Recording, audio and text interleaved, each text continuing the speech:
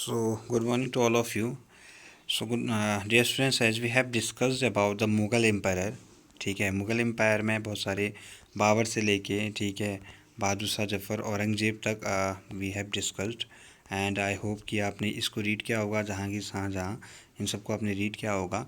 And we will discuss today what is the relations Mughal relations with other rulers. So you know कि because of Mughal are the strong empire, they have a strong empire at that time. So in the medieval period, so you will notice that the Mughal ruler campaign constantly against rulers who refused to accept their authority. तो क्या करते थे ये लोग कि अगर कोई उनकी अथॉरिटी को एक्सेप्ट कर लेता तो ठीक है, and who will not who are not accepting their authority, so they have taking up and उनको क्या करते थे, उनको फिर फॉट करनी पड़ती थी। सो मैनी राजपूत राजाज जो हैं वो good example of this, and many of them married their daughters into Mughal families also and receive high positions, but many resisted as well, ठीक है। सो जैसे हम सिसोदिया राजपूत ऑफ मेवाड़ की बात करें तो उन्होंने रिफ्यूज़ किया था, उन्होंने accept the Mughal authority for a long time, ठीक है। Once defeated however they were honourably treated by Mughals. तो क्या करते थे, देखो मुगल्स क्या करते थे, मैं आपको एक चीज़ बताता हूँ। तो मुगल का सिंपल सा फंडा था कि वो अगर कोई भी मान लो ये मुगल हैं, अगर वो किसी भी रूलर को, ठीक है, डिफीट करते हैं तो वो उसका most of the time they were not, उनका क्या है करते थे, अपमान नहीं करते थे। बट जो उनकी क्या है, उनकी रूलिंग को एक्सेप्ट करते थे, उनकी अथॉरिटी को एक्सेप्ट करते थे, तो वो क्या करते थे, उनको बहुत ऊंचे उनके पास पोस्ट भी होती थी, ठीक है, उनके पास उनको पोस्ट दे देते थे, ठीक है। उनके जो उनके फैमिली रिलेशंस भी थे, वी कैन से, ठीक है, बिकॉज ऑफ उनके डॉटर से मैरिड भी हुई है। और जो है एक्सेप्ट नहीं करते थे, डिफीट होते थे, तो उनको भी सम्मान क्या करते थे, उनको रिस्पेक्ट दी जाती थी, और उनको उनका सारा राजकाज जो है वो वापस कर दिया जाता था, ठीक है। सो हम आगे अगर मनसबदार और जागीरदार की बात करें, so in this session, in this period, empire expanded to encompasses different region. The Mughal recruited diverse bodies of people from a small nucleus of Turkish noble. They expanded to include Iranians, Indian Muslim, Afghan, Rajput, Maratha and other groups. तो देखो धीरे धीरे क्या किया उन्होंने, बहुत सारे Indian Muslims को, मराठा को, सिख को, इन सबको क्या करने स्टार्ट कर दिया, मनसबदारी और सूबेदारी देनी स्टार्ट कर दी। Mansabdar refer to individual who holds a mansab. Mansab it means it is a rank, जैसे आजकल सूबेदार होता है। So that's why, so at that time there is a mansabdar, ठीक है। तो एक मनसब का जो होल्ड करता था वो मनसबदार कहलाता था, ठीक है। It is a rank and it was a grading system use by the Mughal. So उनकी क्या होती थी, रैंक होती थी, सैलरी होती थी। दे हैव मिलिट्री रिस्पॉन्सिबिलिटीज़, देखो उनके पास रैंक होती थी, सैलरी, मिलिट्री रिस्पॉन्सिबिलिटीज़ होती थी उनके पास, ठीक है। तो rank and salary were determined by numerical value called जात, ठीक है। तो उनके पास न्यूमेरिकल वैल्यू जो थी उस समय कहते थे जात कहते थे। एंड द हायर द जात the more prestigious was the nobles position in court and the larger in salary. तो देखो जिसके बाद जितनी जात का होता था, जैसे मान लो कोई 5,000 जात का है, कोई 10,000 जात का है, कोई 1,000 जात का है, तो उनके पास वैसी ही उसको सैलरी मिलती थी।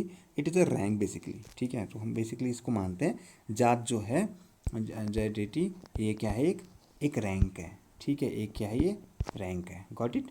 तो अच्छा हम अब इसकी बात करते हैं। अच्छा अब सेकेंड थिंग हमारे पास क्या है, हमारे पास सेकेंड थिंग ये है कि जो मनसबदार हैं वो मिलिट्री रिस्पॉन्सिबिलिटी है, दे हैव, ठीक है। अब वो अपनी मिलिट्री रिस्पॉन्सिबिलिटी है तो उनके पास ही सैलरी का क्या है, सारा सिस्टम है।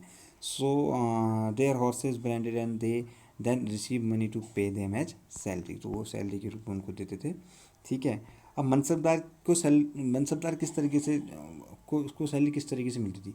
सो मनसबदार के पास, because of they have a mansab, उनके पास एक मनसबदार के पास क्या है, एक पर्टिकुलर एरिया है, तो वहाँ से वो क्या कर रहा है, एक रेवेन्यू इकट्ठा कर रहा है, ठीक है। They have a revenue, they have authority to collect revenue, ठीक है। तो उनके पास रेवेन्यू कलेक्ट करने की अथॉरिटी है। सो वो क्या कर रहे हैं, रेवेन्यू कलेक्ट कर रहे हैं और उससे सैलरी भी दे रहे हैं, और अपनी उनकी जो सैलरी है लगभग वो उनकी भी सैलरी बन जाती है। So but unlike muqtis most mansabdar did not actually reside in our or administer their jagirs, and they only had rights to the revenue of their assignments, which was collected for them by their servants, while the mansabdar themselves served in some other part of the country. तो देखो simple सी बात है कि वो country के किसी भी part में होंगे तो वो उनको उस जगह का मनसब और उस जगह की क्या मिलती थी, रेवेन्यू मिलता था, ठीक है। अब in Akbar reign these jagir were carefully assessed so that their revenues were रफली equal to the salary to the mansabdar. तो मैंने कहा ना कि मनसबदार की जो सैलरी होती थी वो रफली उसी के उसके मनसब के जो उसका मनसब होता था उसके रेवेन्यू कलेक्ट करने के इक्वल होती थी।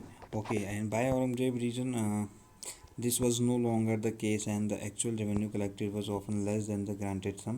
There was also a huge increase in the number of mansabdar, which meant a long wait before they receive a jagir. ठीक है, so these and other factors created a shortage in the number of jagirs. As a result, many jagirdar tried to extract as much revenue as possible while they had a jagir. So उनको देखो problem अब होने लगी। देखो अब हुआ क्या कि एट दैट टाइम औरंगजेब के टाइम पे क्या हुआ, देखो जो जागीर हैं, जो मनसबदार हैं, वो क्या हैं, ज़्यादा हैं, ठीक है। तो जितने भी जैसे अब अकबर के टाइम पे तो क्या हुआ कि सिंपल सी बात है कि अकबर के टाइम को उन लोगों को प्रॉब्लम नहीं हुई। इन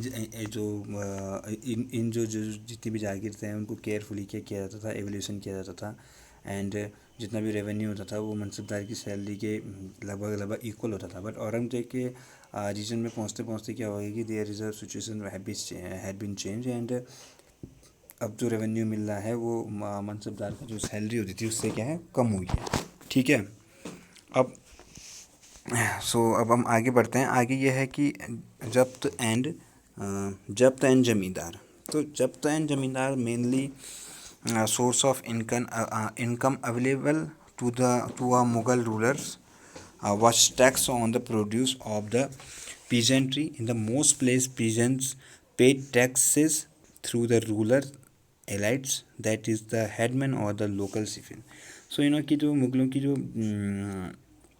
सिंपल सी बात है उनकी इनकम होती थी वो क्या था, there is taxes from the peasants, ठीक है।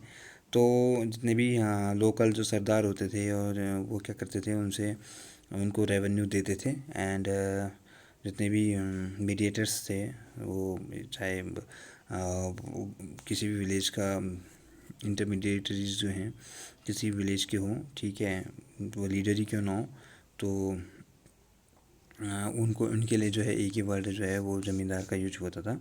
सो अकबर रेवेन्यू मिनिस्टर टोडरमल, जो अकबर का जो रेवेन्यू मिनिस्टर था वो टोडरमल था, ठीक है। जैसे आजकल रेवेन्यू मिनिस्टर या जिसे हम क्या कहते हैं, जिसे हम कहते हैं फाइनेंस मिनिस्टर, तो उसमें रेवेन्यू मिनिस्टर कहते थे। तो रेवेन्यू मिनिस्टर जो है टोडरमल है। So carried out a careful survey of crop yields prices and areas cultivated for a 10 years period 1570 to 1580, ठीक है। सो उसने क्या किया है कि बहुत सारी चेंजेस किए। Each province was divided into revenue circle with its own schedule of revenue rates for individual crops. तो इसने इंडिविजुअल क्रॉप्स के लिए क्या करना स्टार्ट कर दिया, उसने किसी भी एरिया को क्या किया, रेवेन्यू एरियाज में उसने क्या कर दिया, उसे डिवाइड कर दिया है। अब हर एक क्रॉप के लिए अलग अलग क्या है, there is a different rupees हैं, ठीक है। एक मान लो अगर बेरली हो रहा है so there is a rise हो रहा है तो अलग अलग रेवेन्यू सिस्टम है, ठीक है। तो रेवेन्यू का जो अब कैटेगरी है वो क्या है, चेंज हो गई है, ठीक है। इन सम एरिया द ज़मींदार exercise a great deal of power. The exploitation by Mughal administrator could drive them to rebellion. Sometimes Zamindar and peasants of some caste allied in rebelling against Mughal authority, and these peasants' revolt challenged the stability of the Mughal empire from the end of the 17th century. So देखो क्या हुआ कि कुछ areas में जितने भी ज़मींदार थे वो इतने पावरफुल हो गए थे कि वो मुग़ल जो एडमिनिस्ट्रेटर थे उनके हैरेसमेंट्स को क्या है वो अब नहीं बर्दाश्त कर सकते थे, सो वो रेबेलियन बन चुके हैं।